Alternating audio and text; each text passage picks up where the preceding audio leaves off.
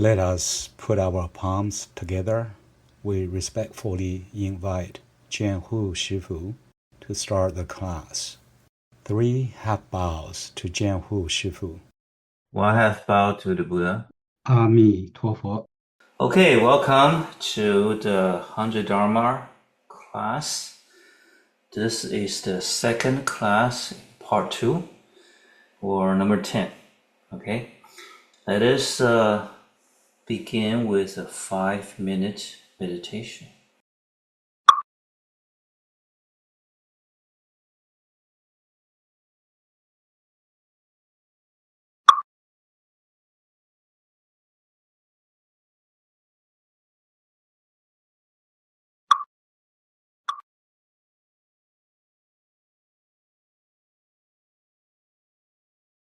Last week we talked about anger and greed.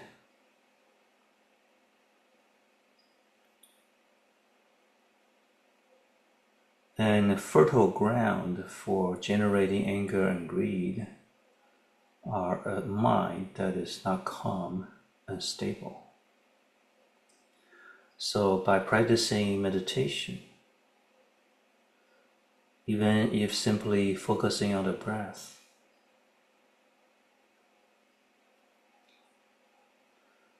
can be very helpful in dealing with our anger or greed.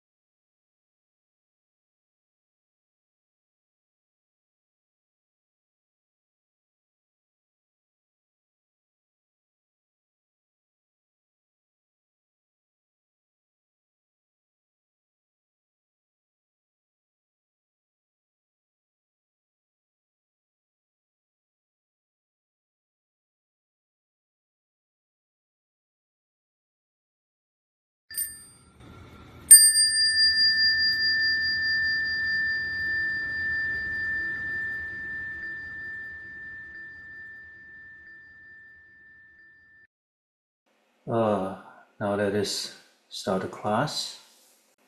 Let us put our palms together and recite the sutra opening verse. Namo Shakyamuni Buddha. Namo Shakyamuni Buddha. Namo Shakyamuni Buddha.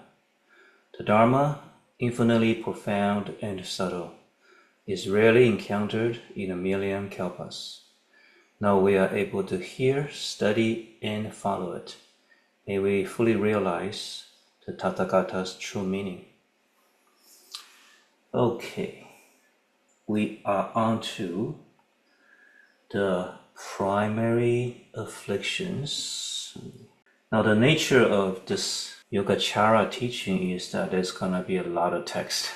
Okay, so this looks very full on the screen, but don't worry that you have to read everything. You can primarily just listen. The lecture notes are available to you, and I keep updating it. Okay, so let us review the primary afflictions. Yeah, they're the root of our unwholesome thoughts, and unwholesome thoughts are the root of our behavior, actions that make us suffer. So the whole point of the Buddha's teaching is to help us remove our suffering, get out of the trap of constantly creating suffering to ourselves and to each other. Right? So this is of great importance to understand these mental activities that lead to dukkha. So the primary afflictions are greed, anger, arrogance, ignorance, doubt, and false views. And last time we discussed greed and anger. Of course, we haven't said everything there is to say about it. There's more to say about these issues like anger in the next part. The secondary afflictions. There we can go into more detail. So today we're going to look at arrogance and ignorance. Okay,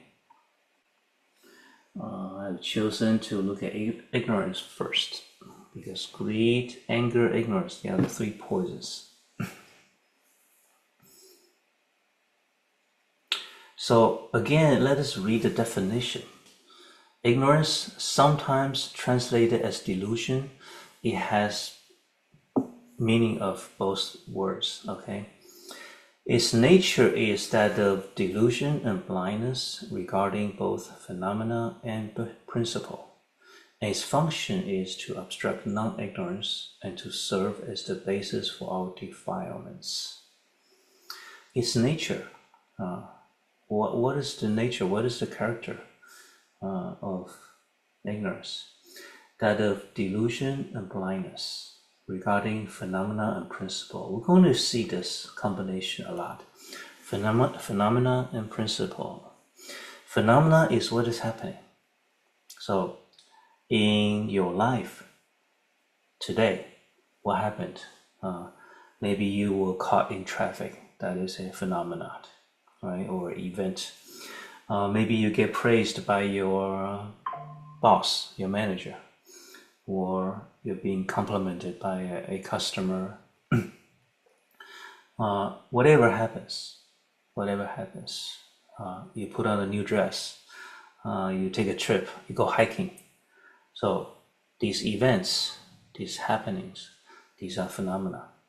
Okay, and principle refers to the reason for this phenomena to happen, the reason for this event to occur. For example, let's say you went hiking today. Now that event was completed successfully. Let's say you hiked 3 miles. Okay. Now what kind of principle, what kind of things underlies this phenomenon? Well, first of all, you have a physical body, right? And then probably you want to exercise and train your physical body, right? So, and probably you want to breathe fresh air in the mountains, right? So you go hiking. So the fact that you can go hiking means that your bones, your muscles are functioning, right? Probably you had hiking poles. And then also there's gravity at work. Without gravity, hiking will be something quite different, right? So gravity, there's the sun and the moon, the sun and the earth are involved. Moon probably involved in an indirect way, but the sun and the moon, sun and the earth, and the gravity action between them, and how much you weigh, right? And how you can take each step, and then somebody somewhere paved the road for you to go hiking on. Yeah. So all of these conditions must come together. Physical laws at work for this to happen, right? So phenomenon principle. But in the Buddhist context, we are more interested not so much in the physical principles that make physical things happen. Yeah, we're more interested in the mental things, mental phenomena, like when you get emotional, when you feel pain and suffering, when you feel happy, yeah, when you feel calm, when your mind is really focused, that experience, that's the phenomena. What are the principles behind that? What are the underlying conditions that make that happen? For example, if we focus on the breath, and you do it for 30 minutes for an hour every day, so that is a phenomena, right? That's some action, some event you perform. And then at some point, when you're consistently with your meditation practice, at some point in the future, or maybe it already happened, you will experience a deeper sense of calmness and serenity. And you will have improved your power of concentration and power of illumination, power of seeing deeply. Even though we're only doing this, focusing on the breath, okay? So there's good reason behind that. And that's why we teach mindfulness of the breath. So there's a phenomena of doing the practice, there's a principle underlying it, okay? And the ignorance, when we have ignorance, and we do things out of ignorance, so these are all kinds of phenomena that happen because we are ignorant. For example, a husband and wife, they argue with each other every week. That is a phenomena. And the principle behind that probably is because both sides failed to understand how each other communicate their thoughts. Yeah, because the man has a way of communicating and the woman has a different way of communicating, and maybe they don't really understand the differences of the way they communicate or express what they want to say, okay? Or because people grow in a relationship, people grow in different ways and you fail to perceive that. You're blind to how the other person have changed or grown. And then you have a fixed idea of what that person is like, right? So these are the underlying principles for having conflicts and argument between people, okay? So when we don't understand this principle, that is the ignorance. That's the ignorance. And so the most important phenomena is enlightenment. Let us get enlightened. Let's become Buddha. That's the phenomena. And the principle is what? What are the principles? What are the things we need to understand in order to reach enlightenment? to have peace inside. So all the Dharma teaching, like the Eightfold Path and the Four Noble Truths and the meditation teachings, the four foundations of mindfulness, Satipatthana, all of that are the principles that if you put into practice, if you take action, right, practicing it, then the result will be one day you would reach enlightenment. Okay? So, its nature is that of delusion and blindness regarding both phenomena and principles, and its function is to obstruct non-ignorance. Again, we see this usage. Non-ignorance is the opposite of ignorance. Seems like a tautology, right? The function of ignorance is to obstruct non-ignorance. But it's meaningful, okay? And to serve as the basis for all defilements. To serve as the basis of all defilements is something that contaminates our mind, cloud our mind, make our mind foolish and deluded and ignorant, and do stupid things. People do stupid things all the time, right? So when that happens, there's ignorance.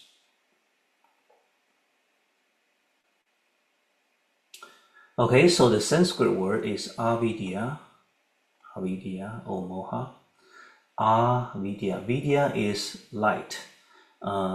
Extension, by extension, it means vision or knowledge or wisdom. So avidya is the opposite of that, or the lack of it, the lack of light or vision, knowledge or wisdom. Okay, that's ignorance. Now, within the Buddha Dharma, ignorance, this is a huge topic, right? Ignorance is a huge topic in Buddhism. So it's been categorized in several different ways, depending on the doctrinal framework. For example, one of them is the 12 links of interdependence, the 12 links of dependent origination, which Shifu explained in the Heart Sutra course. If you've been through that course, you can go back and review that if you don't remember. Or if you haven't studied that at all, if you don't know what it is, you can find out through the Heart Sutra course. Okay? So, the 12 links of dependent origination, it basically explains how karma is transferred from one time period to future time periods, how our deeds ripen into retributions, both good and bad retributions, good karma and bad karma, how they unfold, right? So this covers past, present, and future. The 12 links is something that will pop up over and over again. I also talked about the 12 links in the meditation teachings on Dharma, mindfulness of Dharma, I think a couple years ago. Okay. So ignorance is placed at the very head, very beginning of the chain of 12 items, serving as a primal condition for cyclical existence. Cyclical existence means reincarnation. So you die, you get reborn, you don't have a choice. You don't have a choice unless you understand and break the chain of the 12 links. How do you break the chain? You have to remove ignorance. Ignorance is the root, is the first one. And another system is the Tiantai school. So Tiantai school is a very important school of Mahayana Buddhism in Chinese Buddhism.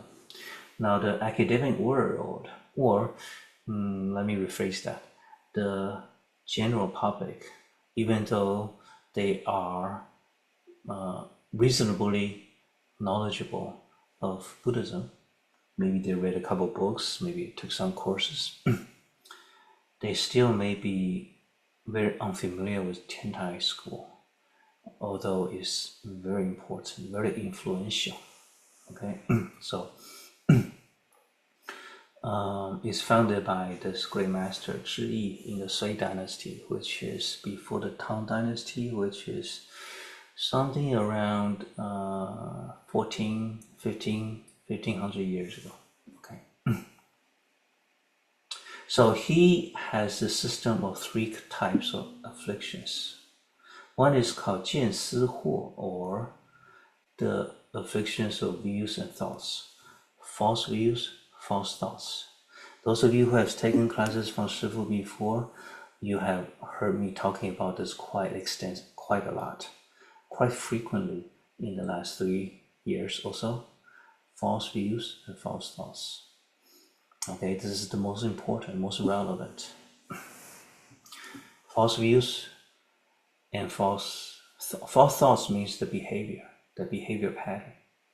Okay, so false views and false thoughts basically is another way to look at these 6 primary afflictions.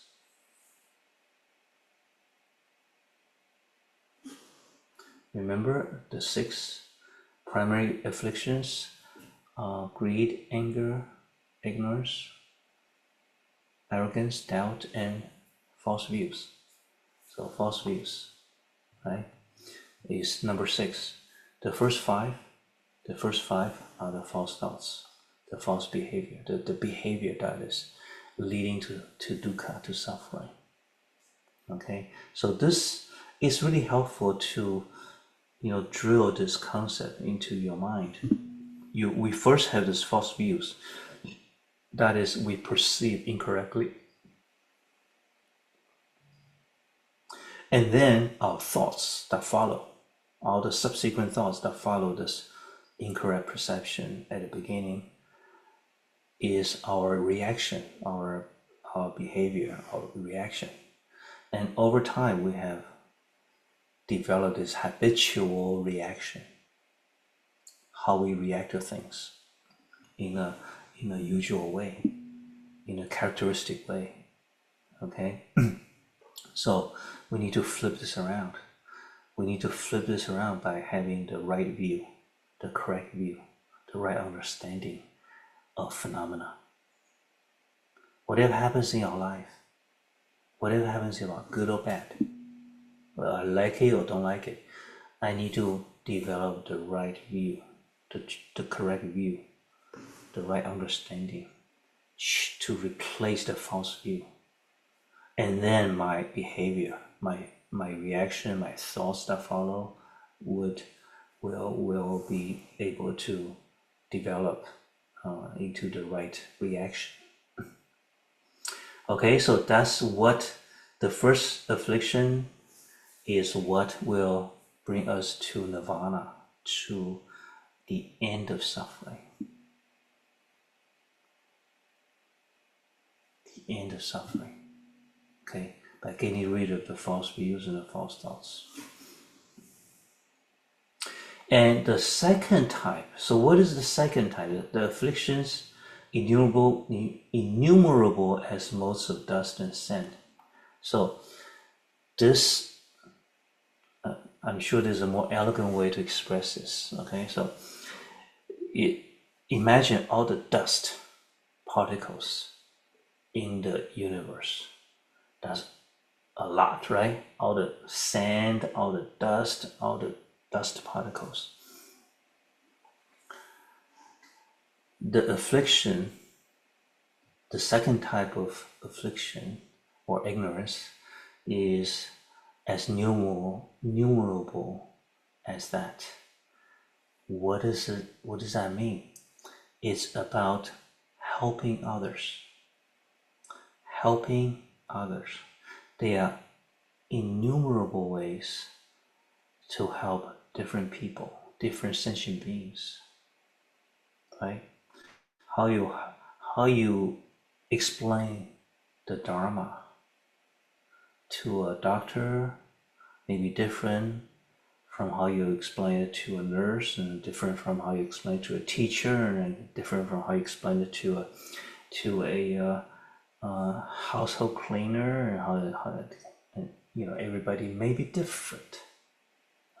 different personality types, different psychology, different background, different may require you to develop the skillful means to help the individual. For example, you are a teacher, you have a group of students, whatever you teach them, right? Whatever you teach them, you may have a general method of teaching, but then you may want to cater to the individual differences, right? So that's skillful means, and it requires, the more students you have, the more different types of skillful means maybe you need to develop.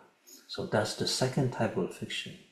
It's not something that makes you suffer, unlike the first type, but it's something that enable you, that's something that prevents you from helping as many people as you can effectively, right? So for example, if you're a teacher, there may be some student in the class that really give you a headache. You just don't know how to handle these students. You may be very good with most of the students, but it's always a 1 or 2 or 3 that give you headaches, right?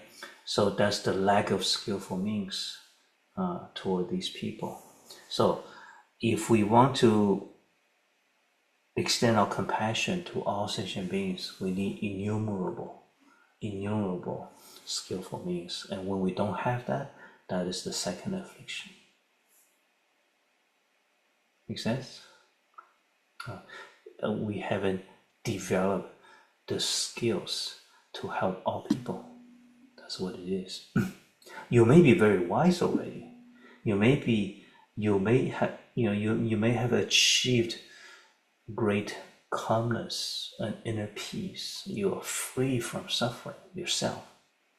That doesn't automatically means that you can help other people to do the same.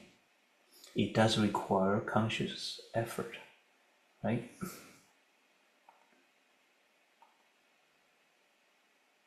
And the third is the affliction of ignorance. Here, this ignorance means this very fundamental, the most deep-rooted, the last bit of ignorance. Okay, so ignorance is a big term. So here, in this Tiantai system, the last part is the final bit of ignorance that prevents you from becoming Buddha. So what concerns us most are the first two types, especially the first type, the false views and the false thoughts. Okay?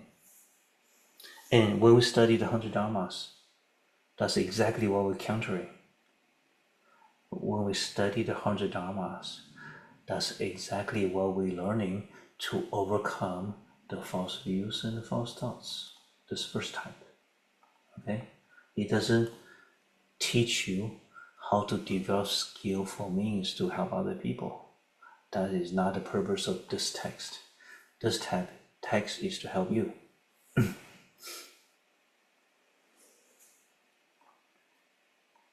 Another useful concept is the concept of fundamental ignorance and derivative or secondary ignorance.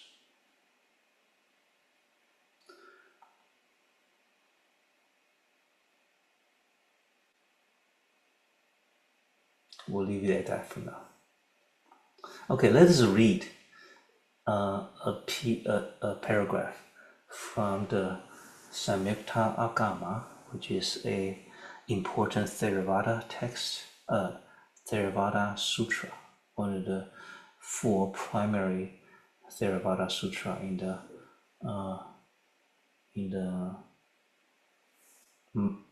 the northern part of the Buddhist world, as opposed to Southeast Asia, like Sri Lanka, Thailand, Indonesia, and so on. They have the certain type of Theravada. Okay, so what's being translated into Chinese in China is the northern type of Theravada. Okay, but they're quite similar. So what does it say? What is ignorance? It is not knowing the past, not knowing the future, and not knowing both the past and the future. It is not knowing the internal, not knowing the external, and not knowing both the internal and external. It is not knowing karma, not knowing its retribution, and not knowing both karma and retribution. It is not knowing the Buddha, not knowing the Dharma, and not knowing the Sangha. It is not knowing suffering, not knowing its accumulation, not knowing its cessation, and not knowing the path. That's the Four Noble Truths, not knowing the Four Noble Truths. It's not knowing causes, not knowing the phenomena generated by causes. That's causality, the principle of causality. So when you don't understand that, that's ignorance. It is not knowing what is wholesome and unwholesome, what is blameworthy and blameless, what should be practiced and what should not be practiced. So this is about, worldly interaction. What is wholesome, what is unwholesome? We need to understand, right? We need to know what are the wholesome thoughts, mental factors, what are unwholesome mental factors. The primary afflictions are the unwholesome factors, right? The secondary afflictions are also unwholesome. The 11 wholesome mental factors. So we study that. Now you can say, yes, now I'm beginning to know what is wholesome and what is unwholesome. Yeah? What is blameworthy and blameless? What should be practiced and what should not be practiced? So when Shifu give you a homework or suggestion, what to practice, how to bring these teachings into your daily life, that should be practiced, right? And what should not be practiced, something that violates the principle, right? The Four Noble Truths. Whether a phenomena is inferior or superior, defiled or pure, or how dependent origination is differentiated. Dependent origination, the interdependence between all things and all people. All this is completely unknown. So when somebody don't know this, or don't know this deeply, they may think they know this, but they may know only on a very superficial level. All that is ignorance. The quote continues, one fails to perceive and know reality as it is within the 6 spheres of sensory contact. That's what eyes see, what ears hear, right? Eye, ear, nose, tongue, body, mind. To be thus lacking in knowledge, lacking in vision, devoid of immediate realization regarding various objects, characterized by the darkness of delusion, blindness, and dense obscurity. I like that. Dense obscurity. Somebody is very dense, right? In English, you also use that word. Somebody is very dense. They are so dense they don't see what is really apparent. That is called ignorance. Okay, so that's a pretty detailed. Another take on ignorance from the Tavasiddhi Shastra. That's a very special Theravada Shastra that exists only in Chinese, I believe. Now, even though it was translated from Sanskrit, to blindly follow conventional designations is called ignorance. Conventional designation, that means the label of things. Our 6th consciousness labels everything, categorizes everything, right? To blindly follow. Now these designations, these categorizations, these divisions, these labels are useful, but they are useful as a convenient destination. They're not fixed, they're not real. Okay? So to blindly follow these designations is called ignorance. Ordinary people blindly follow the mere sound idea of self. So for example, self, I, is a conventional designation. It's a label we created. But we don't really know what we're talking about when we say I or the self. Do you? And another convenient designation is love. Everybody talk about love, but then 100 people may have 100 different idea of what love is. It's a designation. There's nothing. It's not a fixed, real thing, right? It's an aggregate of many different phenomena and principles behind that phenomena. So anyway, the crucial thing is that ordinary people blindly follow the sound and the idea of self. So a lot of people never think about it. Never stop to think about what is I. Or maybe people do. Maybe people wonder, who am I? Who am I? That is the perennial question, right? That's the lasting question that troubles everybody. Troubles everybody. In reality, there is neither a self nor anything belonging to a self within. So the Buddhist answer is very clean cut. Don't worry about self, there's no self.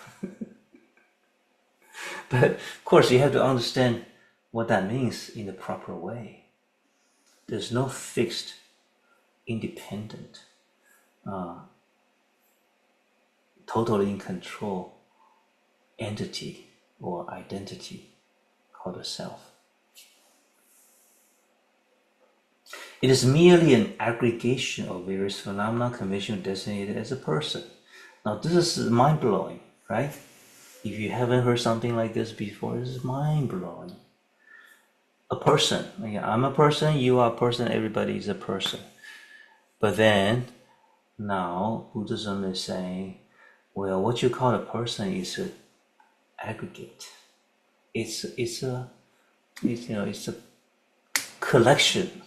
It's a set. It's a collection of various phenomena. This phenomena refers to now what? Refers to the body you have. It also refers to the thought process, your reactions, the collection of how you react to things and situations is called your personality. Personality. Nobody has a consistent personality, it's just an aggregate, a collection of behavior, patterns, reactions to situations. And these reactions do change. Yeah, you grow. From your reaction to many things will be different from 10 years ago, right? So this person is a label that doesn't refer to anything solid or fixed.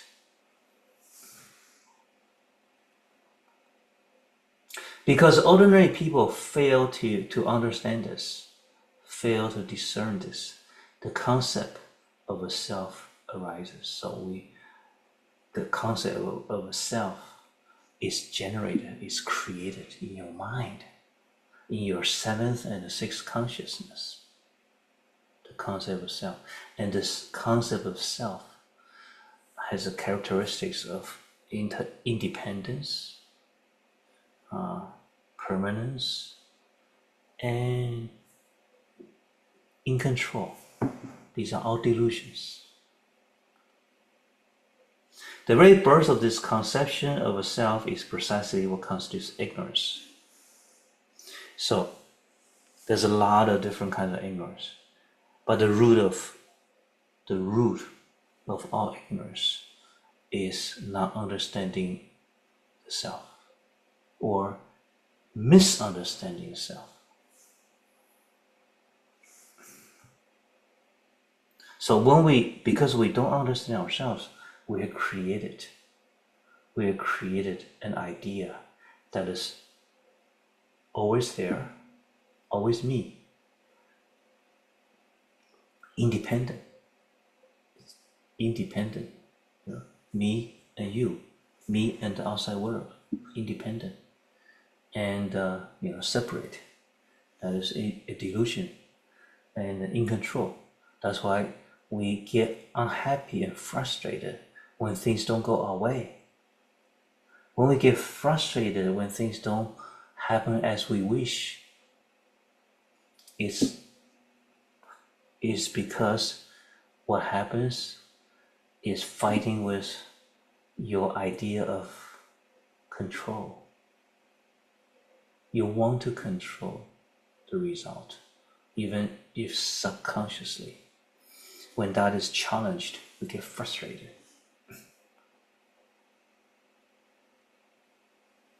All right, so we'll introduce the ignorance mental factor to this point. A few questions. Can you make a list of your various kinds of ignorance or delusion? For example, now everybody's different, right? So these are just examples. One is blind to his parents' love for him. This happens especially with many teenagers or younger kids. They take it for granted.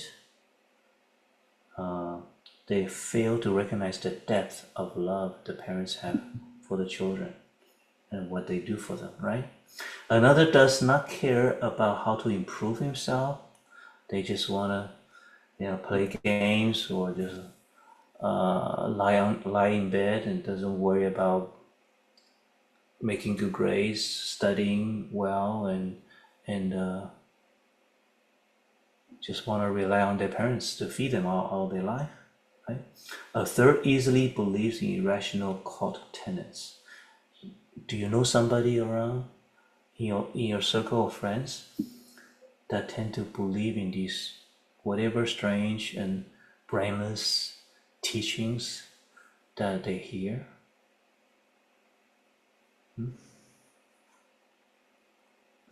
So these are examples. Now list your ignorances or delusions. Okay, make a list. Okay, another question. Give 3 examples of how ignorance caused suffering in your past. In your past. Yeah. For example, I use myself as an example. When I got into college, which is a really good college, very hard, very difficult. I immediately hooked up with a group of friends, all freshmen. And then because we are all geeks, we very much concerned with that. We don't want to appear as geeks. So we don't want to have people, our fellow classmates, see us study. So, we tend to study privately. And then, we think it's cool to skip classes. We think it's cool to sleep till noon. Yeah. And then we think it's cool to go to the computing center to play games. There was no people really, very few people have personal computers at the time. That was in the early 80s, right? 1981. You have to go to a computing center to play these, ASCII games. Anyway, so that went on for the first year and almost the second year until at some point I realized that was really stupid. My parents are paying a lot in tuition. I'm working part-time and in the summer to pay for the tuition and room board. And I have the best professors, world-renowned scholars in the school. And I'm wasting my life away. Okay. So whenever I have a chance to talk to college students, I warn them, don't make the same mistakes. This is your golden years. You have the best resources surrounding you. Make the most of it, right? Okay, so that's an example of ignorance that led to some consequences. So, give 3 examples. Look into your past of how ignorance, big or small, caused suffering in your past. Okay?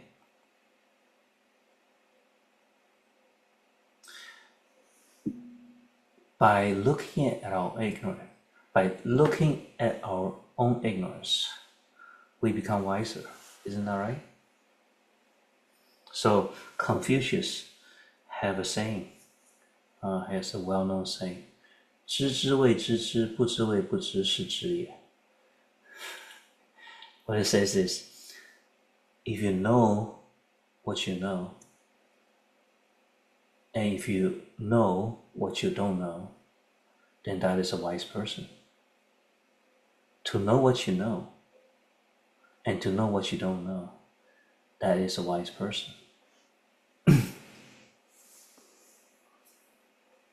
So, knowing your ignorance, or what area you're ignorant about, that is actually a crucial part of becoming wiser, right?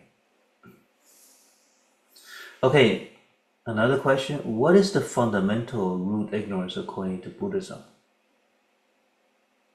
What is the source of all ignorance? Buddha always wants to get to the very source of whatever problem he's studying. Whatever problem he's attacking, he always wants to get to the very root, the very, very source. And he's not content with just a temporary solution. What are derivative ignorance or delusion stemming from this root? That's the primary, fundamental, and the derivative, right?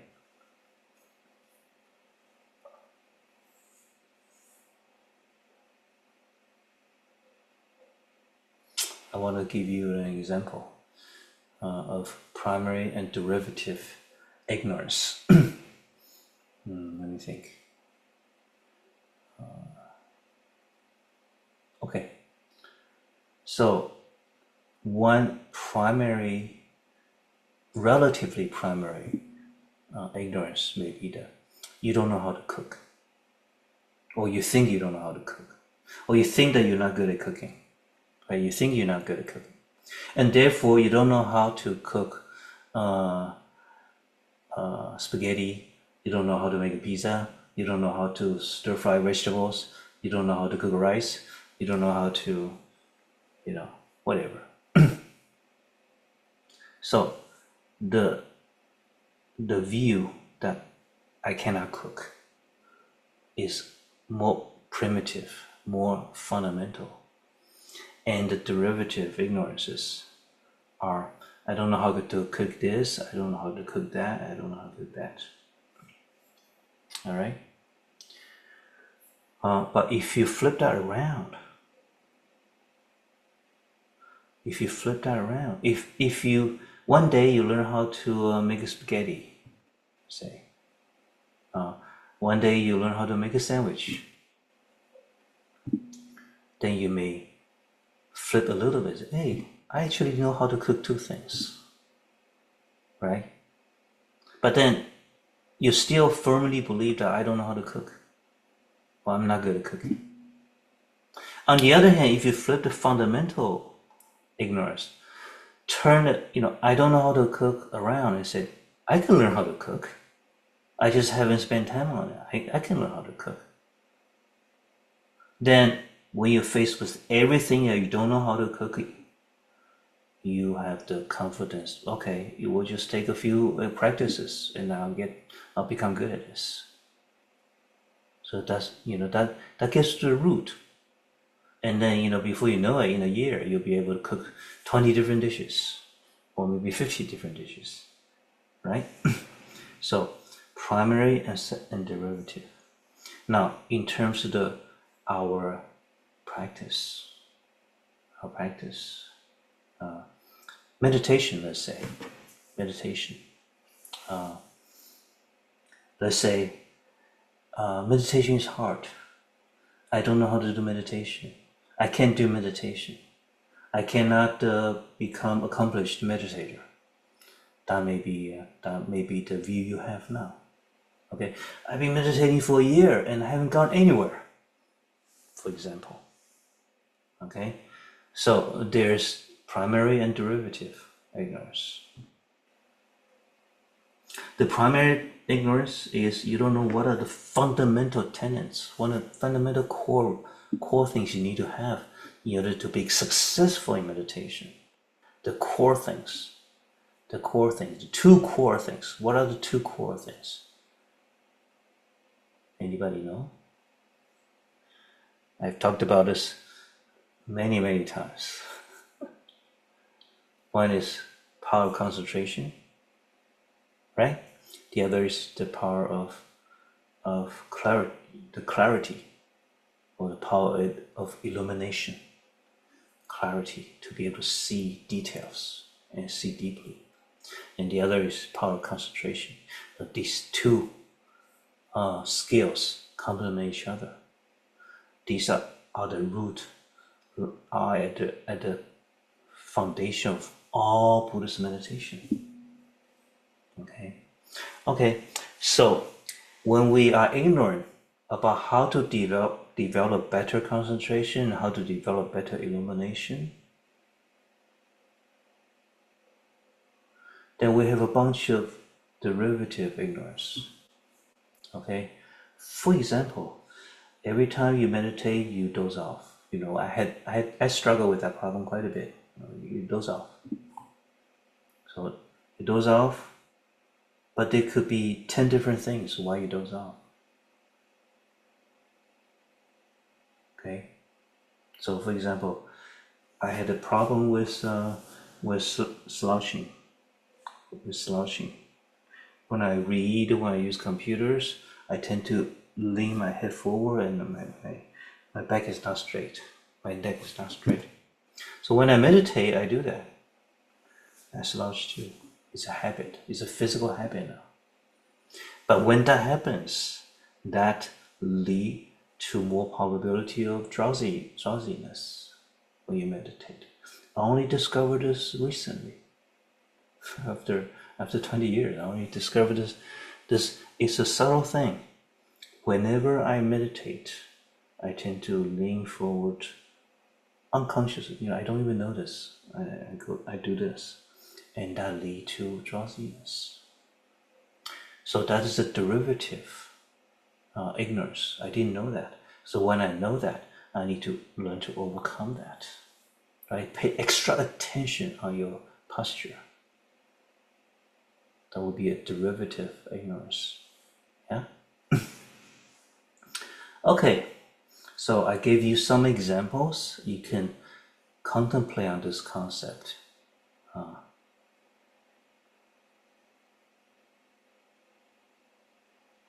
Let's take a 5-minute break or 5-minute silence. If you wish, you can take a break, or you can do a meditation.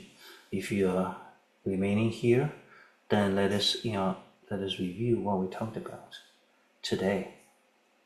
So, greed, anger, ignorance. We're talking about ignorance here. Ignorance is a really big topic. And why is the study of ignorance important?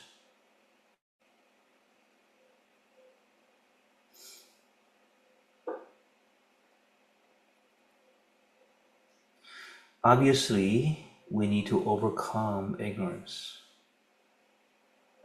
Do you think it's possible to destroy all ignorance about everything? That's basically what the Buddha is. The Buddha is the enlightened one. Enlightened one is the opposite of avidya, right? It's complete 100% vidya. So Buddha says it's possible to destroy all ignorance completely. Even the most subtle, most sublime, most refined ignorance can be destroyed.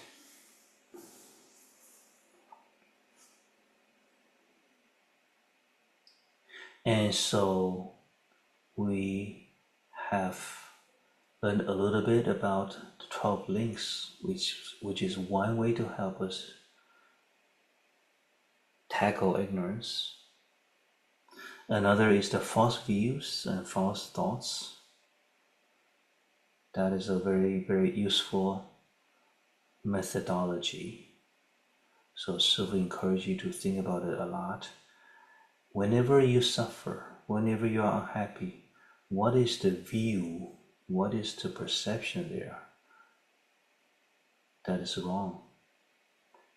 And then what is the habitual reaction, the thoughts that anchor that suffering?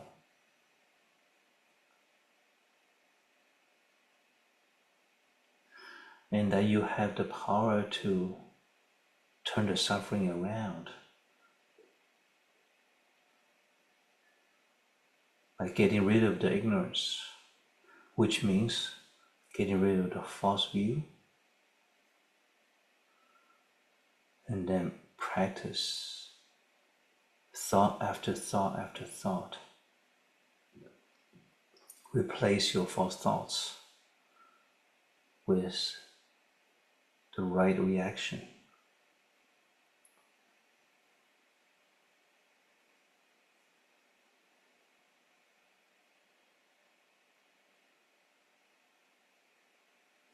And the idea of fundamental ignorance and derivative ignorance is useful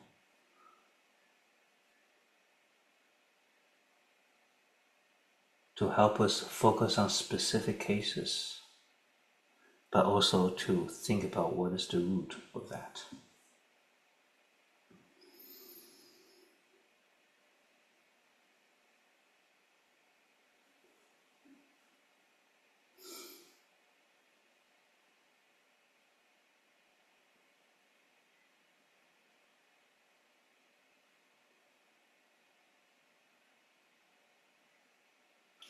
Now, when we do meditation,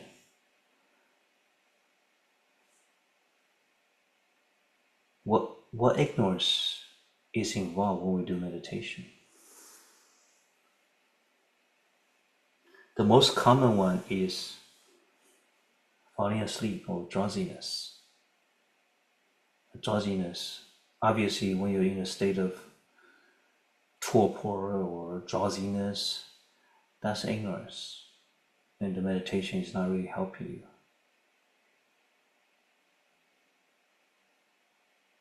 Another type of ignorance when we meditate is not giving yourself feedback on how well you meditated.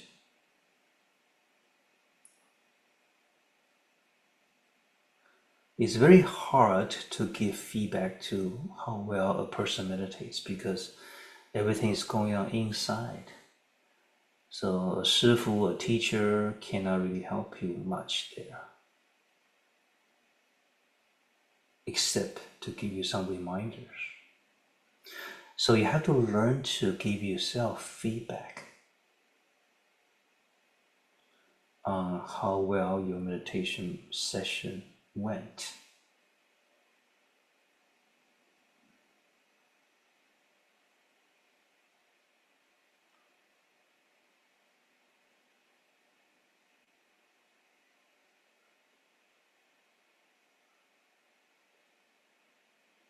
And one method, as Shifu taught before, is to recall all the thoughts you had in the previous meditation session. Starting with 10 minutes, try to remember everything that happened in that 10 minutes when you're done. That is a way to give yourself feedback on how well you're doing in meditation. And so you will know where to improve, okay? All right, another topic, the next item is arrogance. Now, it's quite interesting that Buddhism have quite a detailed analysis on arrogance, you will see. Let's look at this. Arrogance or pride?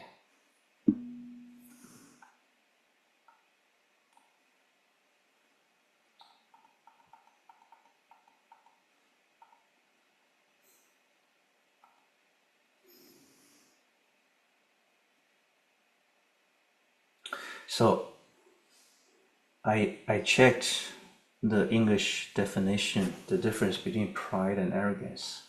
And it says pride is about an inflated sense of self-importance, right? And arrogance is how that acts in a relationship to others, how you look at other people. So the term here, the Buddhist term here, covers both aspects of that. Both inside there's an inflated self-importance, and outside, externally, when we interact with people, we tend to look down on people. We tend to think we're better. Okay. So its nature is self-inflation and looking down on others. So exactly these two aspects, based on a false assessment of one's own qualities. This is well put. Its nature is self-inflation and looking down on others, based on a false assessment of one's own qualities. In other words, you think you're better than you actually are. Its function is to obstruct non-arrogance and to generate suffering. Okay. So the Abhidhamma Kosa, which is a very important treatise written by Vasubandhu. Who's Vasubandhu? Who's Vasubandhu? Do you remember? He's the author of this text, right? Hundred Dharmas. He's the younger of the two brothers that founded the Yogacara school. So he's the organizer. He organized all his brother's teaching into a great system, and then wrote these very exact, detailed treatises to explain the teaching. So the Abhidhamma Kosa is actually a Theravada work before Vasubandhu turned Mahayana. Okay, but nevertheless, a lot of the teaching applies. It lists 7 kinds of pride. 1, basic pride. Considering oneself superior towards someone inferior, or considering oneself equal when someone is equal to oneself. Even though this may indeed be the case, the mind nonetheless harbors an inflated sense of self-importance. So, wait, the basic pride is, let's say, in terms of math, you are better than your fellow classmate. Yeah, you get 90 on a test, and he consistently gets 60. So you are indeed better in math than your fellow student. Okay. So to consider one superior towards someone inferior, well, what's wrong with that? Isn't that just the truth? What's wrong? Or considering oneself equal when someone is equal to yourself. So you have a chess match with a friend, and then you win once and he wins another, and then you're pretty even in your chess skills. So okay, you're my equal. But what's wrong with that? That's just the truth, right? Even though this is indeed the case, maybe indeed the case, the mind nonetheless harbors an inflated sense of self-importance. Okay? For example, someone who keeps on reminding you that he is beating you in a competition. Yeah? So you know a person like that?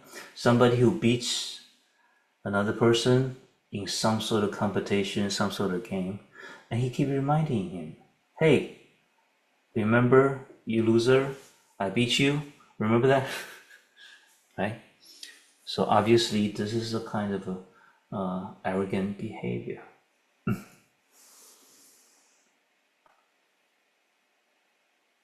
So what would be non-pride or non-arrogance in this case? Let's say you are indeed better than the other person currently, but you think, okay, maybe I got lucky, or maybe he haven't unleashed his potential. Maybe one day he can be better than me. So there's nothing to be proud of, right? Or you praise him for his efforts. There's not a sign of arrogance because you are better or you beat him, right? Okay, the second type, excessive pride. Considering those who are superior to oneself as being equal, or considering those who are equal to oneself as being inferior. So, there's somebody who's better than you in math, and you say, we are equal. We're about the same. You're not better than me. Okay? Or, if you're actually equal, the other person is equal to you in math, and you think he's inferior. So there's an exaggeration there, right? There's a biased perception. Even though that person is better than you, you think he's the same as you, on the same level. Okay? That's excessive pride. More excessive than basic pride. For example, someone who you have beaten in a competition insists that you got lucky. So you beat somebody, you're actually better than him, but he keeps saying you got lucky. He doesn't think that you are better than him. So it's excessive pride on that person's part. All right, there's an overly excessive pride. Insisting that oneself is superior even to those who are clearly superior. So he's much better than you in math, but I insist that I'm better than him. Do you know people like that? Do you know people who has extremely inflated sense or unable to face the reality? Okay. And number 4, self-pride. The fundamental root among the 7 types of pride. So now there's 7 types of pride or arrogance, and this is the root of all of them. Self-pride. To take the 5 aggregate as self. Form, feeling, conception, volition, consciousness, body and mind. This aggregate of body and physical cells and this conscious behavior. And view one's resources as my possessions and use them to compare with others. Self-pride keeps your thoughts egocentric. That's a lot of stuff. Let us look at an example. For example, I'm better looking. I'm wealthier. I'm right, so you must be wrong. So very egocentric. I am always at the center. And I take this body, my looks, to be I. This is called self-pride. It's a mistake because, as we explained earlier, in ignorance, this is not the real self.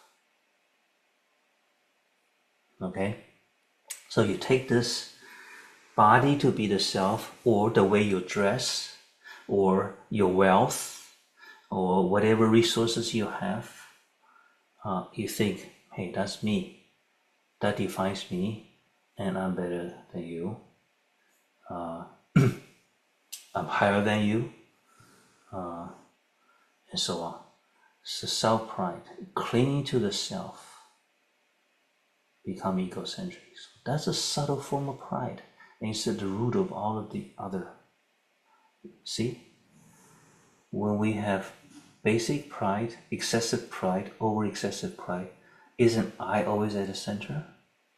Right? I, and I use the I to compare with others. To compare with others. I just noticed everybody's turning off their video. I'm looking at the black boxes. You're not ashamed of yourself, right?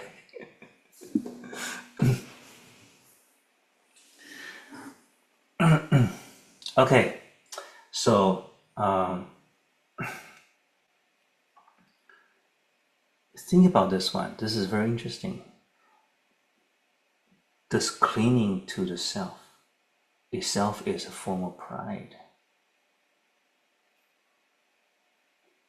Remember in the seventh consciousness, last time, we talked about these 4 problematic mental factors, right? Self-love, self-pride, self-ignorance, and self-view. These are the 4 associated, 4 afflictions associated with the seventh consciousness, right? So self-pride is one of them. Okay, number 5, attainment pride or spiritual pride. This is an interesting one. Okay, to believe that one has attained enlightenment, samadhi, or virtues, or stages of liberation when one has not. So this specifically refers to Buddhist practice, right? At some point, maybe in the meditation, you may get a flash of insight. Oh, wow, that is awesome. And then you think, I'm enlightened. When that actually wasn't it. I mean, it could be a true insight, but then you may not have touched the fundamental self-ignorance, ignorance to the self. So it's actually not, you actually have not achieved that enlightenment, but you think you have. That's an example of attainment pride. Another example is when you have a really good meditation session, you say, okay, oh, this must be the first dhyana, the second dhyana, the third dhyana, the fourth dhyana stage. I'm in such deep samadhi now. When you actually haven't studied the literature on what that actually means. And the science, or the characteristics of what first dhyana, second dhyana, third dhyana is. So you just think. Hey, that is I achieved the first dhyana, I achieved the second dhyana, samadhi. Okay, so that's another example of attainment pride. Now, this is very dangerous because it can prevent you from making further progress. Okay, there is a story in Buddha's time when one of the Buddha's disciples believed that he's become an arhat. An arhat, somebody who's destroyed all the false views and the false thoughts. The false views and the false thoughts, he destroyed all of it. That's an arhat. An arhat is able to reach nirvana and never subject to reincarnation again. Not trapped in this cyclic existence. So this disciple, this monk, he actually achieved the fourth dhyana state in meditation, but he mistakenly think that is the fourth stage, which is arhathood. Arhat. He mistaken the samadhi with insight.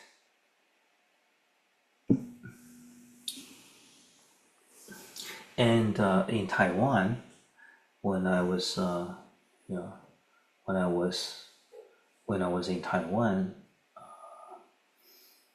there were several false Buddhist teachers who are really popular. One lay person who called himself a great master, he believed that he was an arhat, and he believed that he was enlightened. But then there was one point where he got really, really sick.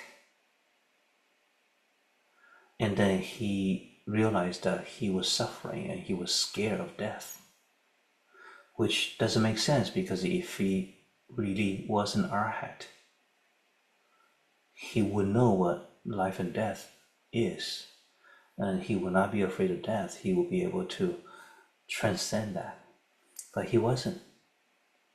And then it was a big blow to his own practice. He realized he actually was not an arhat. Well, he had the guts to tell all his disciples and the world that I made a mistake. I'm not enlightened. I'm not an arhat. My teaching was wrong. So this event shows that he was not trying to fool people. He was not trying to, fool his disciples and others for the fame, for the respect, for the power, for the donations. He wasn't. But he actually had this attainment pride. He believed he was much further in the Buddha practice than he actually was. Okay?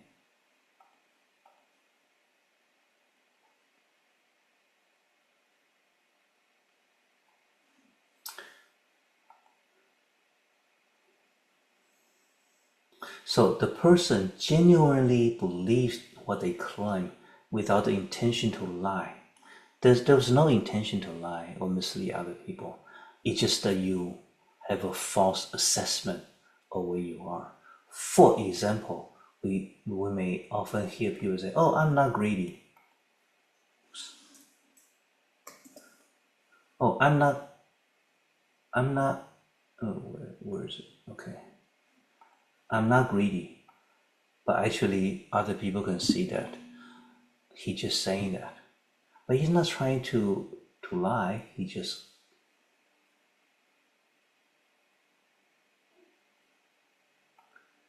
didn't know. He couldn't see his own problem. I let go of that episode. It doesn't bother me anymore. Something happened, he was unhappy, and he said, okay. He or she said, "Oh, I've let that go. It doesn't bother me." But actually it does. It still bothers him. But he thinks that it doesn't bother him anymore. Out of 10, okay. And there was another Taiwanese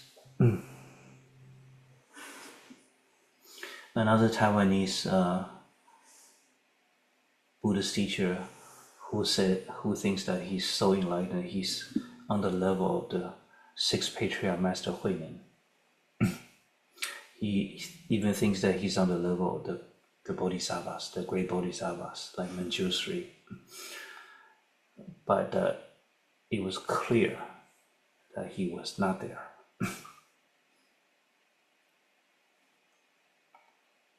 Okay, there's inferiority pride. Looking at those who are vastly superior to oneself and claiming that they're only slightly superior.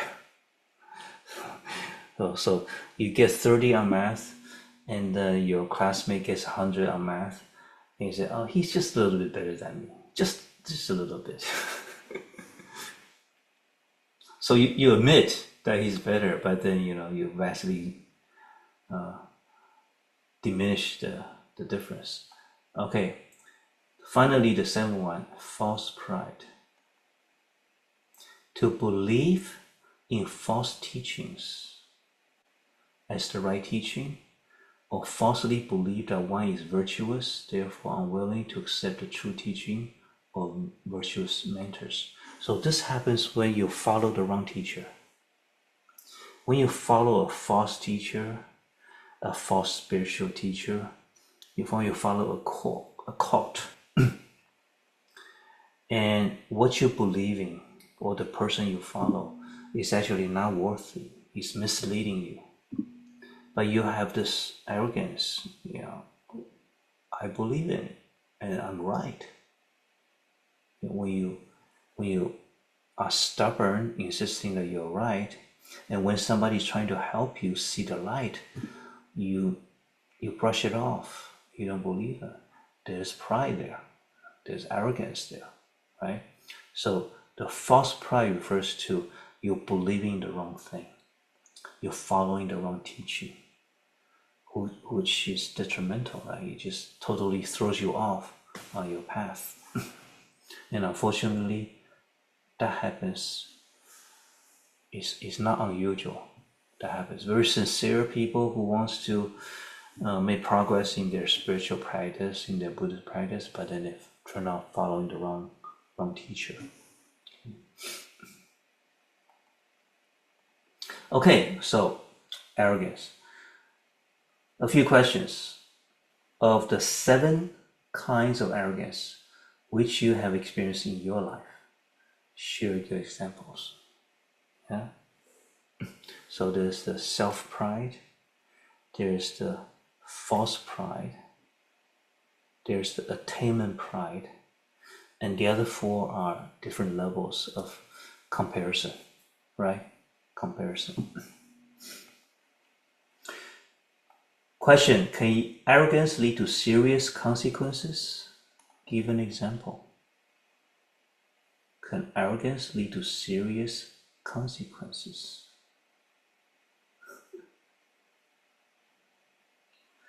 Question, of the different kinds of arrogance, which can be said is the root, the source of them all? Question, meditate on the relationship between ignorance and arrogance. So we talked about ignorance today, we talked about arrogance. Is there ignorance in arrogance? Yes, right? Is there arrogance in ignorance? Usually, right? But so, meditate on the relationship. In what ways are arrogance related to greed and anger? So let's go back to earlier, last week. We talked about greed anger, ignorance, and arrogance now. So next week we're going to finish the 6 primary afflictions, right? So it's time to think about their relationship. How is arrogance related to greed, or is it? How is arrogance related to anger? That's a little bit easier to see, right? Okay, so that's the class for today. Let us open the last part. We have time to open the floor, open the meeting to questions or questions about today's teaching or questions about anything else. Otherwise, we can try to answer some of the questions that we brought up today. Okay, first of all, are there any questions, whether from today or from before? Let's let's allow the participants to turn on their microphone. Anybody? Anybody have any comments? Shifu, there's a couple questions in chat. Okay, go ahead. Oh, I'm more than happy to read them. A question in the chat. Okay, let me see. But maybe he could ask them. Okay, let me see. Let's see. And also, okay, let me read this question. Are we in a state of ignorance when we are sleeping, dreaming? It seems that like we fit most of the criteria while we are conscious. Yes, actually you are right. when we are sleeping or dreaming, we are in a state of ignorance too. Okay. When we are unconscious, yes, we are also in a state of ignorance. But in fact, there's no time that we are not in a state of ignorance. Isn't that true? Until we reach enlightenment, there's always some bit of ignorance, right? Because there's ignorant behavior, but there's also ignorance view, right? So remember the 6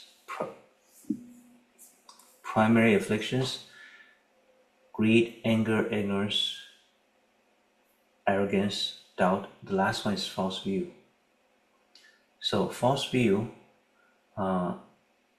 you can say it's a form of ignorance, but so it's view, specifically it's view. So as long as we still have false views, we are not enlightened, right? So in terms of the view, the beliefs that we have, the mistaken perception is always there. Yeah, in our karma seed, right? In our 8th consciousness, in our karma seed. Unless that is destroyed, we are living with ignorance every moment. But then there's also the ignorant behavior. When you're drunk, that's ignorant behavior. We have ignorant behavior. Yeah. When we're drowsy, when we're sleeping, that is relatively harmless ignorant behavior. So in the 51 mental factors, sleep is actually one of them. But sleep is classified as indeterminate. It's neither wholesome nor unwholesome. Or it could be wholesome, it could be unwholesome, right? We need sleep. We need sleep for health, to maintain the body. In that sense, it's good. But if we oversleep, we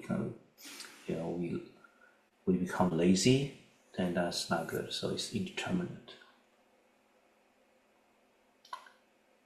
Okay. How can I know that JianHu Shifu is not a false teacher? That's for you to decide. But that is an important question. Okay. A few general criteria, although they're not absolute. So a few general criteria. One is to see how arrogant that person is, right? 2, to see what that person claims. Does what he claims fit his behavior? Another is, does he or her, do their teaching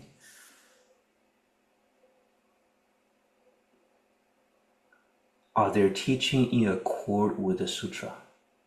That's very important. So you need a certain level of ability to read the sutra, compare the teaching. There are people who claim. Okay, here is a good example. Some of you may have heard of Falun Gong. Falun Gong. It is a Buddhist cult. Okay. Falun Gong actually has gotten a lot of, some media exposure in the West, in America. They claim that they are persecuted by the Chinese government. That they are a valid Buddhist community, and so on and so on. But and so they earn a lot of sympathy. They earn a lot of sympathy in the West. But if you look at the founder's teaching, he twists around the Buddhist terminology, explaining totally wrong ways. And then his way of teaching is dangerous. And then it fits many characteristics of a cult. You can actually search on the internet and find 10 or 11 characteristics of a cult, a spiritual cult, and it fits at least half of them. Okay, one of the characteristics of a cult is to bind their community by playing a victim. We are victim. These people outside, they are trying to hurt us and break us apart, and that's one way he binds the community tightly together, by creating these enemies. Okay, so there's a lot of anger. There's a lot of anger and a lot of conflict. So these are not characteristics of Buddha's teaching. Okay, he explains the Dharma body in a totally misleading way, and many Buddhist terms in a misleading way. So for people who don't understand the Buddha's teaching, the group drives on their sympathy. And anyway, so you do need to be quite careful and contemplate on the teaching. Does it make sense? For example, whatever I teach, feel free to challenge any of the things that I teach, any of the tenets, any of the teaching. Feel free to challenge me. If I cannot give you a satisfactory answer, then don't believe me. Then don't follow. Okay? That's what the Buddha says too. Buddha says, challenge.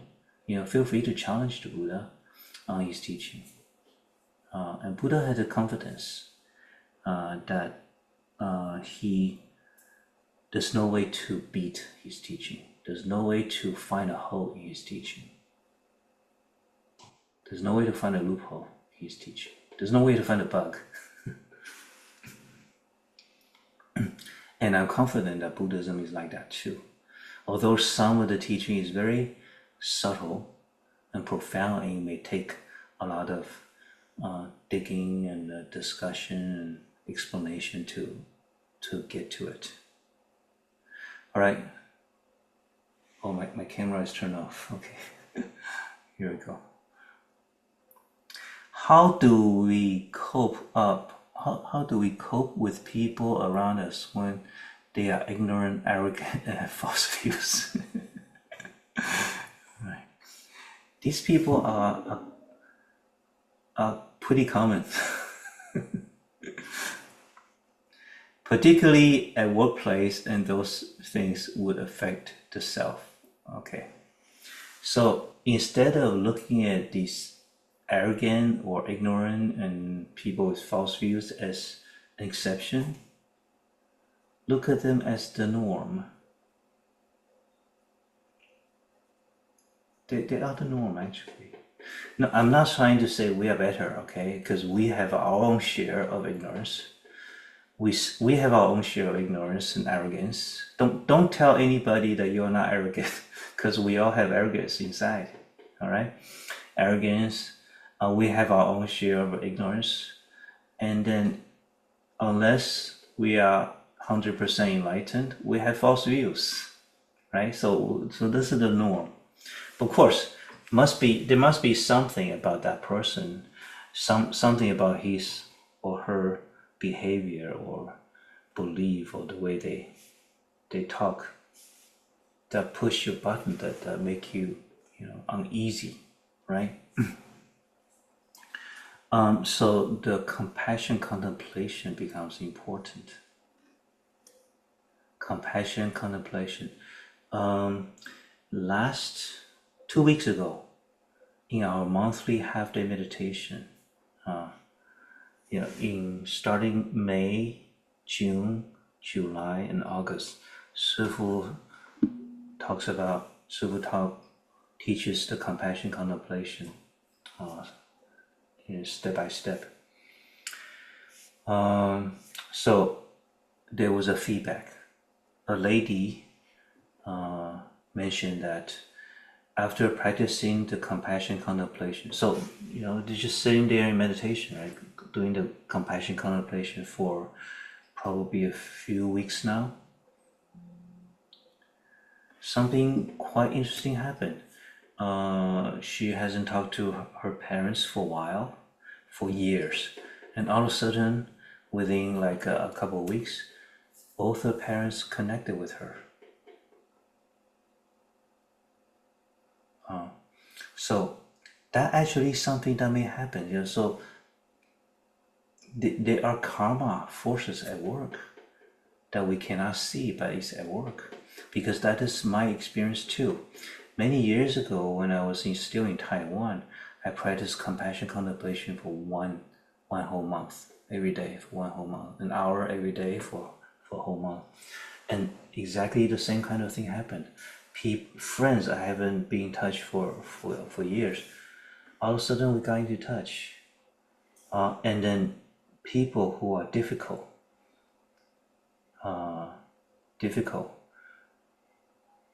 become easier to deal with. Yeah, I haven't done anything externally. It's just by doing the compassion contemplation meditation, and things begin to happen like that. Quite amazing.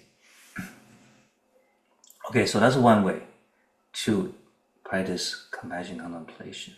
Okay, I think that if you try to explain this scientifically, this practice changes your energy or your aura, the way you look, the way you it's just the general air about you changes, and that softens people. I believe it softens people.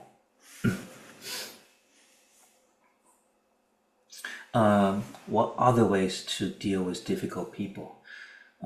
Actually, as part of the compassion contemplation, Shifu will teach in next month in August.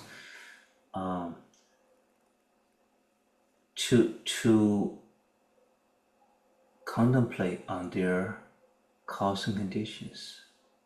So here is a really difficult person. His behavior is gets on people's nerves, say. Why is he that way?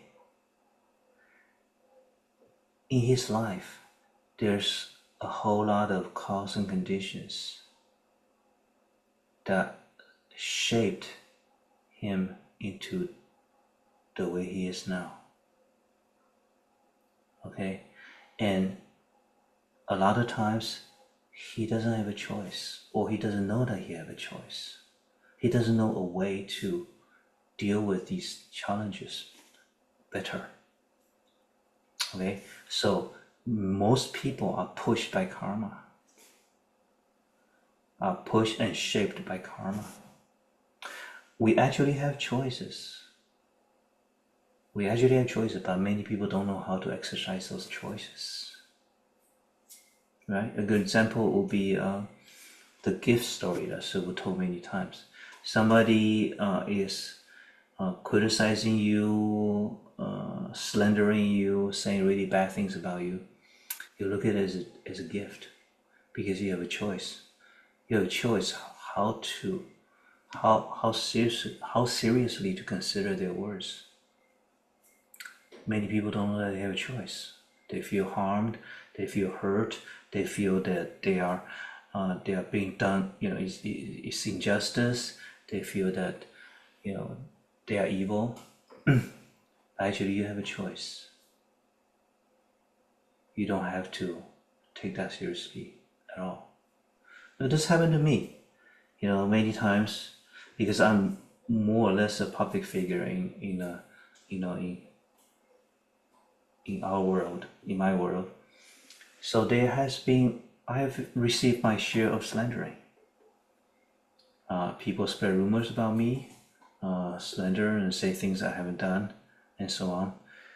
Usually I'm the last person to know. But then I usually don't do anything about it. I don't deal with it. I just let it go. And then I'm still around. I'm okay. I'm mentally sound. It doesn't really bother me that much, right? So, whoever like to do these kind of things, these mean things, they are driven by their karma, and they don't know that they can behave in a different way. They probably did not have the insight. Okay? So when you think like this, it becomes easier to generate that empathy, and then you look at them, they're not so nasty anymore. Okay? Because if we try to change them, that usually doesn't work. Hoping that they will change, that usually doesn't work. Usually doesn't work. Okay? But at some point, by being strong and then being able to let go, you actually change them in subtle ways. By not change them on the surface, but deep inside, they begin to change. Because think about it, how people interact with each other, how most people interact with each other, how ordinary people interact with each other is an eye for an eye. If you're good to me, I'm good to you. If you're bad to me, I'm bad to you. That's how most people interact. And when you have that big heart and great compassion to accommodate everyone, that is a different behavior that they never seen before. And that is going to plant a seed in their eighth consciousness that is going to sprout sooner or later if there's enough seeds. Okay? So, but then there's a practical thing is about how to get the work done. I think probably part of the question is, okay, these people are around at work and then make it working difficult. How to get the work done? So that is a challenge. But remember, challenges make you better. Challenges make you better, make you wiser, make you more skillful. When I was doing my master's degree, I was in a team of 3 students, including myself. There were 3 students. We have a term project to design a database. We were in the computer science. So we were going to design a database, write a code. So the 3 of us will meet every week. And every time we spend, let's say we meet for 3 hours, 2.5 hours, the other 2 are arguing with each other on a different perspective. They think each other is stupid, and then they don't agree with their ideas. So I spend most of my time trying to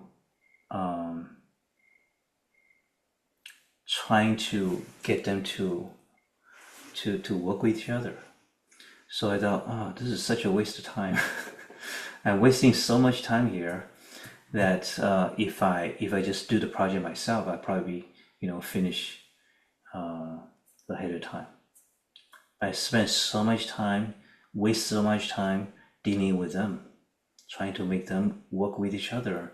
And sometimes it's like I'm the go-between. So try to explain to A what B means and try to explain to B what A means. A lot of times people argue because they have different way of communicating. Okay, but years later, when I look back on that experience, the most valuable thing was actually what I thought was wasting time. The most valuable thing I learned from that doing the project is how to talk to people who have conflict with each other, who disagree with each other. I was forced to listen to A really hard and explain to B, and listen to B really hard and explain to A. But that skill stays with you. How to design the database, I have no idea now. I forgot that altogether. But then the skill, the people skill, was really useful, and I use it over and over again. Okay, so the challenge with difficult people, they are your stepping stones to become a better manager, to become a better people person, and to become more skillful in dealing with difficult people. Okay.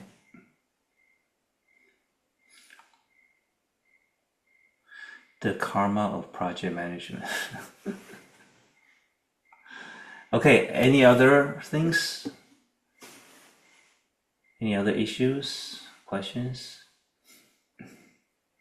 So the questions are for you to think about. I encourage you to actually go through some of them, if not all of them, to actually come up with examples. A part of the questions or exercises are to reflect on yourself, to get a better grasp or better analysis or better assessment of what your strengths and weaknesses are. Okay, and that's really useful. All right.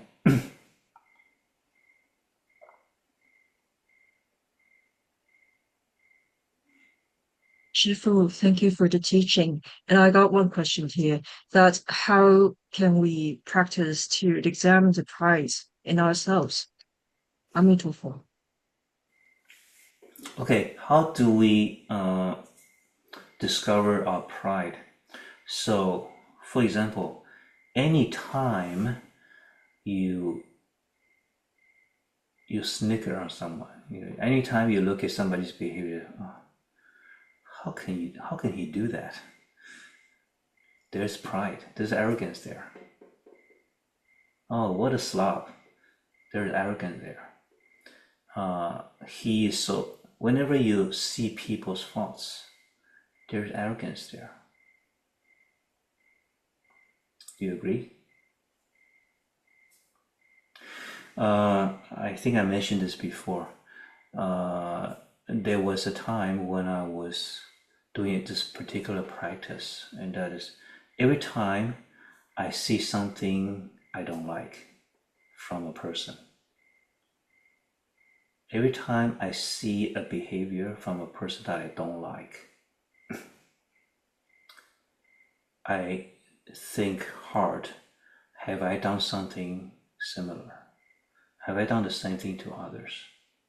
Have I done something similar? Okay? So, for example, in the cafeteria, when I see somebody grabbing a lot of particular dish that he likes, he's so greedy. And then I try to think, have I done that too? Have I grabbed an extra share or something because I like it? Sure enough, I've done it. So I did this practice again for about a month, maybe. And then at the end of the month, I recorded the experience. Do you know what percentage, let's say if I see 100 things that I didn't like in that month from other people, do you know what percentage of the things I have done it myself in the past? Take a guess. 50%? 40%? 60%? The result shocked myself because it was 100%. 100%. Every time I see something that people have done I don't like, and whatever, or I get annoyed. If I think hard enough, I've done it myself in the past. Okay, so that is one way to discover your arrogance. Whenever you see something that people do that bothers you, and you think that the implication is that I'm better than him. That's arrogance. But we're doing this not to judge people, not to judge yourself. Okay, not to judge yourself, but rather have a fair assessment, have a clear assessment of your strengths and weaknesses. It's okay to have a lot of weaknesses. It's okay to have a lot of shortcomings. It's okay for yourself and for others. It's okay. But when you see these shortcomings or weaknesses in yourself, then you can make an effort to change it. When you don't see it, you don't change it. You can go on for 20 years with that behavior and you don't notice when everybody else has noticed, right? So seeing your failures or feelings is actually a really good thing. So this arrogance practice is really important. We all have more arrogance than we think. Especially if you're really good at something. Especially if you're expert at something, you're really knowledgeable about something, then invariably arrogance comes with that. It's very hard to find someone who is an expert, a top expert, very knowledgeable in something that shows no arrogance at all. But there are people like that. My experience is that the very, very top experts, the smartest guys, the top experts in any field, tend to be like that type of person. You see very little arrogance in that person. I remember an event. There was my college freshman camp. So before freshman year starts, the school took all the freshmen to Catalina Island for a couple of days of fun and getting to know each other, right? So there was one thing that was really amazing. One of the fellow freshmen, he brought a Chinese chess set. Chinese chess. So Chinese chess, unlike the Western chess, you have a bishop, right? You have a king, you have a queen. They're shaped. You can tell what it is by the shape, right? Chinese chess, you have these little round flat blocks with a Chinese character printed on it, right? So you have to know Chinese or memorize the position to know which character or which piece that is. So he brought this Chinese chess to play, and then a professor saw it. He was curious. He wanted to play with the student.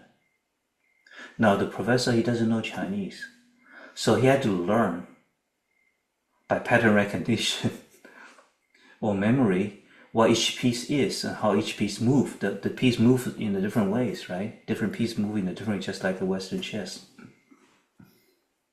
So this dragged on. So this game played on for a couple hours. One is a professor who never played and he doesn't know Chinese, and the other is somebody who obviously likes to play chess. And in the end, the professor beat him.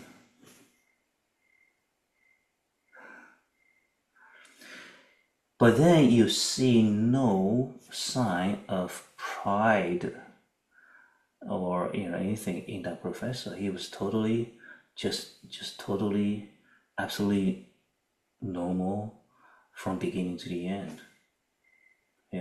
Respectful and normal, and just no sign of pride in winning the game, beating somebody on his first game. So there are people like that in our world. They're usually the very top people in their field that I know of. So these are great role models for us. Okay. All right, Greg. Thank you, Shifu. I'm thinking about arrogance in the terms of false view and sort of a root cause. And I'm thinking that could be applied to the opposite as well, of arrogance. And the way that I'm thinking about it is that, arrogance is really a subjective conclusion based on subjective criteria, We've established a certain set of conditions. We summarize those, define them in a certain way. So really any way that we could look at people, positive, negative, whether we're inferior, superior, etc., arguably would be possibly a false view, right? It's not an objective reality, it's rather a subjective series of thoughts. And also, to be real, it's not present, right? It's based on our past, the past knowledge, and the experience we're having with someone that may be existing right now, but also based on something that's just already happened, right? I'm just wondering if that's a reasonable You conclusion see, of drawing, which is also a subjective statement, but yeah, if you look at greed, anger, ignorance, arrogance, doubt, they are really all talking about a behavior,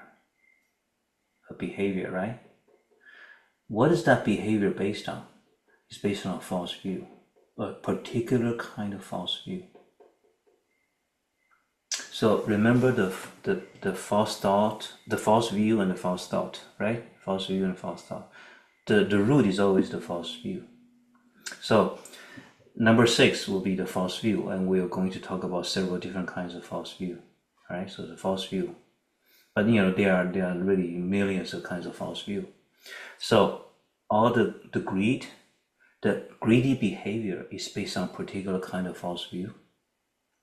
And anger behavior is based on a particular kind of false view. Arrogant, and so on, okay? So there's always that false view at the root, at the foundation layer, right? And of all this behavior, all this afflictive behavior, the all defiled behavior, klesha, the self is always at the center. The self is always at the center. So when you see people, whether they're Buddhists or not, I met some people who really, they seem to be truly humble, even though they are really, really good at something. You find no trace of the self-centeredness there.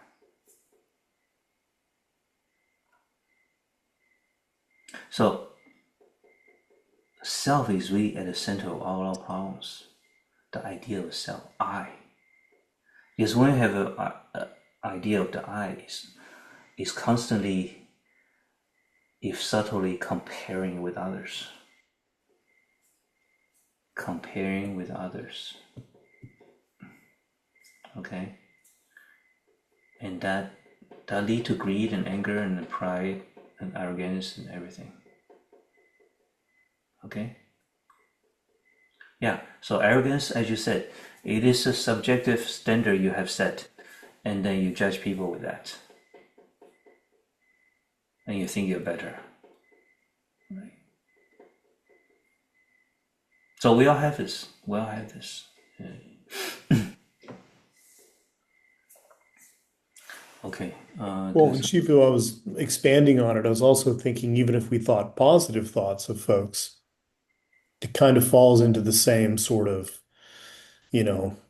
problematic pattern, with the exception that we could say maybe we're not suffering in the same way, but it's strengthening our attachments to our conclusions, right?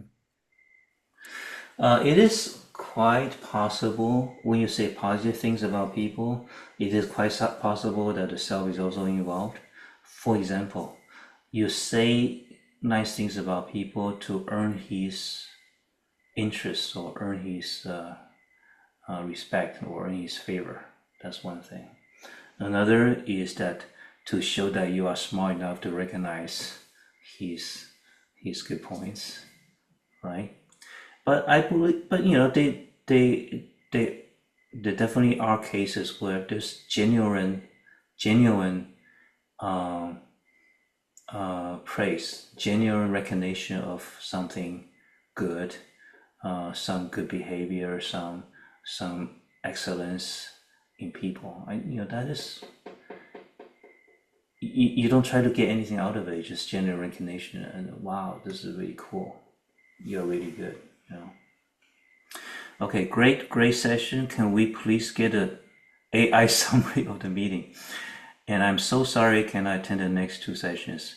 Oh, actually, speaking of this, I am generating an AI podcast to each class, and I will make it available. Okay, so I use the notebook LN. I already done the level, the number 9 class, and I thought it was pretty good. In some ways, it's better than my own lecture. It's quite lively. So I will release that in probably tomorrow. I will release the last week's class, the podcast review of the class. I think you'll like it. As to this class, of course, I will generate it, but then I will have to verify. I don't listen, if there's some problem with it, I need to regenerate it. So I do plan to make each class a podcast summary available. Okay? It'll be fun to listen to it. I enjoyed it myself. Oh, our time is up. Okay, let us make the dedication. May the merits of our studying the 100 Dharmas together be dedicated to all the participants and your family and friends and all sentient beings in the universe. May we all understand our mind deeply and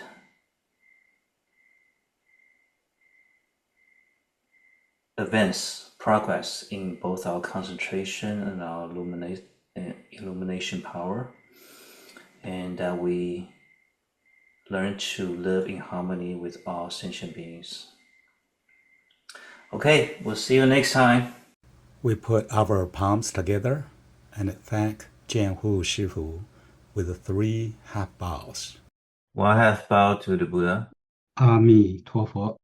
Okay, I will make the podcast available both in the description box of the YouTube video as well as our WhatsApp channel. Okay, take care. Good night.